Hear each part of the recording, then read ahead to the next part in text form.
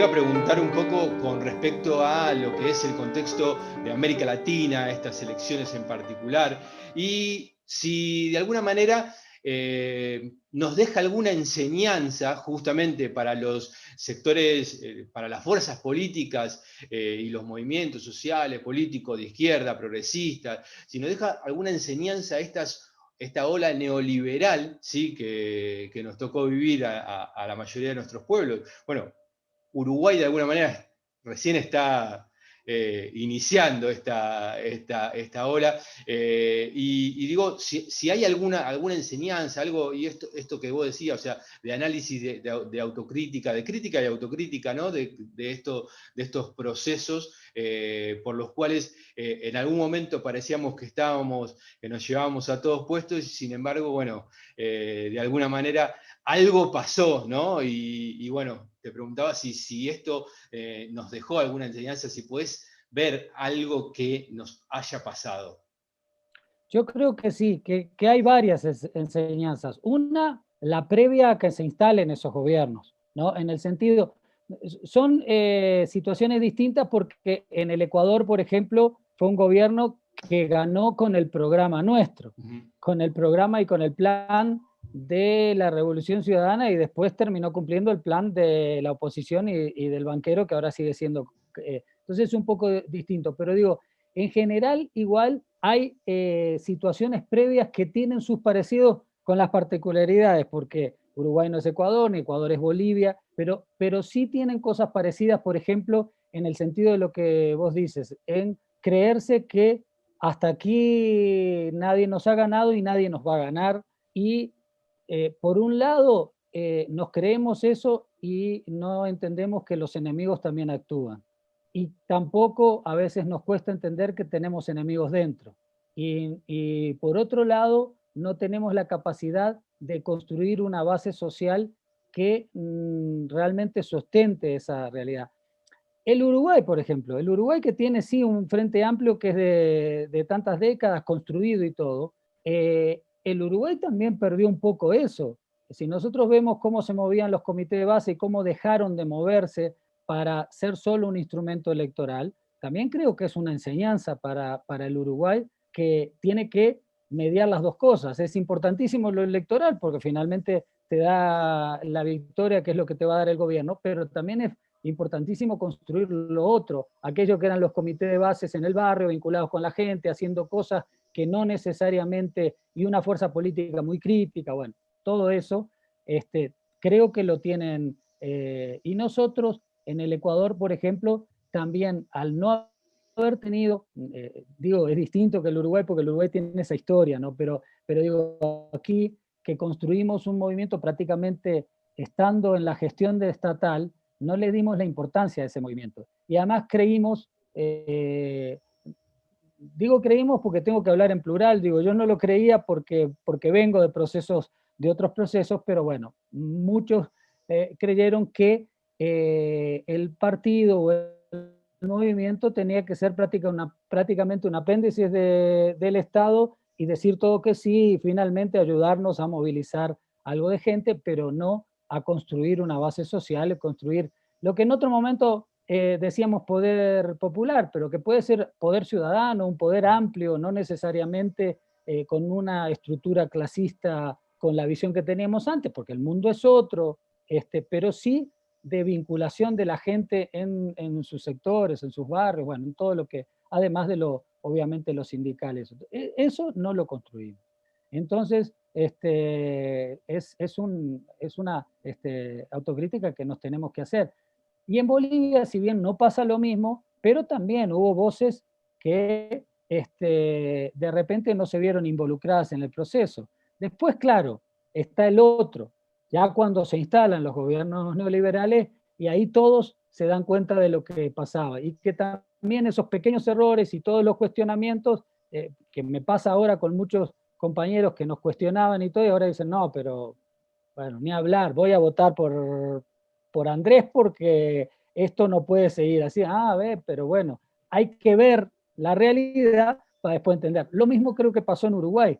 Muchos sectores que fueron críticos ahora dicen, ve, tenemos que salirnos de esto, fue un error no votar al frente. Entonces creo que es crítica para todos, es autocrítica y crítica de los distintos sectores, y de entender que todas las alianzas y todos los frentes son diversos, y que tenemos que tratar de entendernos con las diversidades y entendiendo al otro, porque cada vez es más la diversidad del mundo y cada vez más es la diversidad política. Entonces tenemos que tener, el frente lo había entendido, pero tenemos que entender mucho más esa capacidad, y eso es en todos los países. Entonces son muchas enseñanzas que creo que nos van dejando.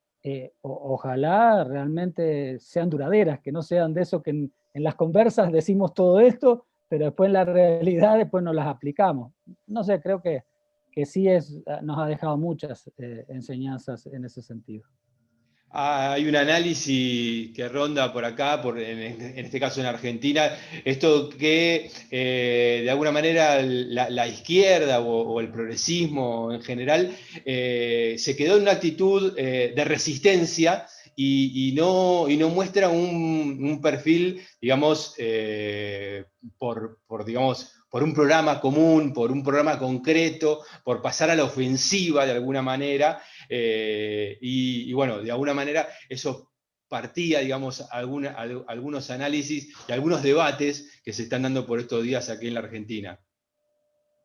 Bueno, en parte sí nos ha pasado eso, en parte nos ha pasado también porque la historia nos enseñó a resistir y no a gestionar, y no a construir, y no, es difícil. Entonces, de repente, eso obviamente que siempre lo llevamos ahí.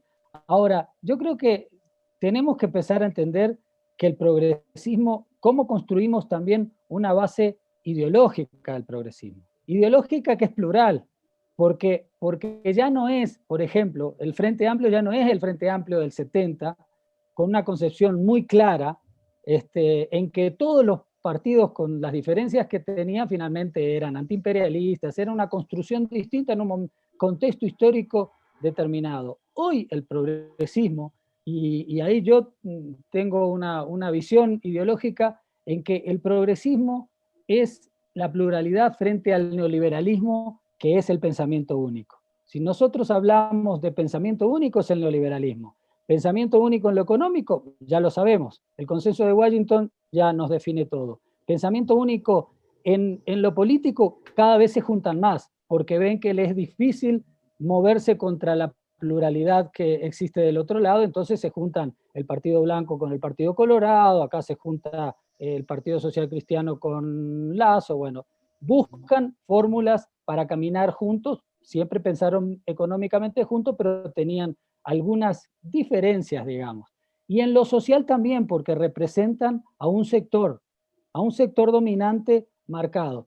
Entonces yo digo, aquí sigue siendo la contradicción fundamental, aquella vieja contradicción de oligarquía-pueblo. El pensamiento único neoliberal con un grupo de oligarcas que es un grupito, que es un grupo, y el pueblo en general, el pueblo más vasto, no solo el proletariado, no solo los sectores populares, también las clases medias, empresarios de determinadas características, es una cosa amplia. Por eso digo que es policlasista, es plural en lo político porque va desde la izquierda a la centro derecha, y es también plural en lo social, pero además plural en todo, plural.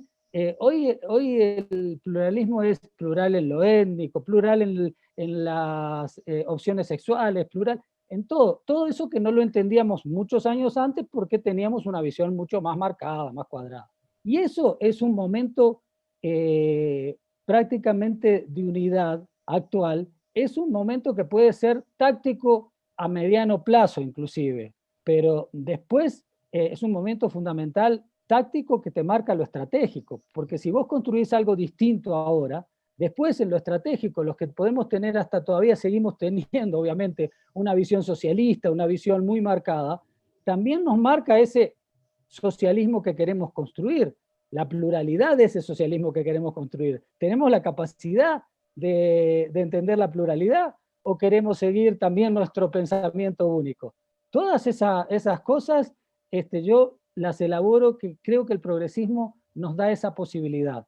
Seguimos estando en un momento de contradicción oligarquía-pueblo, seguimos estando en un momento de generación de liberación nacional, pero la construcción del socialismo no es que la construimos mañana ni después de las elecciones.